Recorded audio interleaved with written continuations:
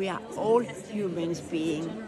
We have to know to respect each other, because otherwise, where do we go? That was Anik, and she was smuggled out of a German prison at 2 months old. She only found out a few years ago that her mother was shot in transit on the way to Auschwitz. So her dad was Catholic and her mum was Jewish. After a night of seeing friends, their car kept breaking down so they couldn't get home, but eventually it was fixed. They got home, only to find German officers outside ready to arrest them. They got sent to a transit camp, but because Anik's dad didn't have Jewish blood in him for 5 generations and he was Catholic and he was pally with the resistance, he got let free. Also managed to bribe the officers to let Anik out and her little baby cousin as well. Things seemed to be going okay because Anik's dad also found the way to get his wife and her sister out of the camp as well. Just as Anik's mum and sister escaped, they decided to go back in search for the parents, and then it was too late and they were put on a cattle truck to Auschwitz. For years, Anik's mother Lillian, which is highlighted here,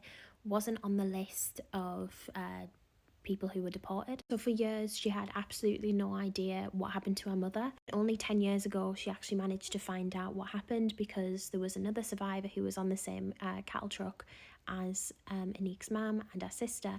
And she said, oh, there were 2 sisters on board and one was shot before they made it to Auschwitz. And she doesn't know why she was shot, but that's why she wasn't on the list until now. Anik had no idea about any of this growing up, didn't even know she was Jewish because she was raised Catholic by family friends, and she thought this lady called Mimi was her mother for a very long time. When she was 17, she received a letter from Amsterdam by her mother's other sister, and everything was brought to light. And her mother's other sister actually hid on the same street that Anne Frank hid, but they hid under some stairs. Her dad actually never addressed it during family visits when she was growing up, but when it all came out, he said that her mother asked him to never marry again, and although Anik's mum and dad were only married for 2 years, he never married again. Yeah, she found out about her Jewish heritage. She eventually moved to Bristol to become an au pair, and that's where she met her husband, who was there to support her yesterday at the testimony talk. And that's them today, and they have about 6 grandkids now, I think.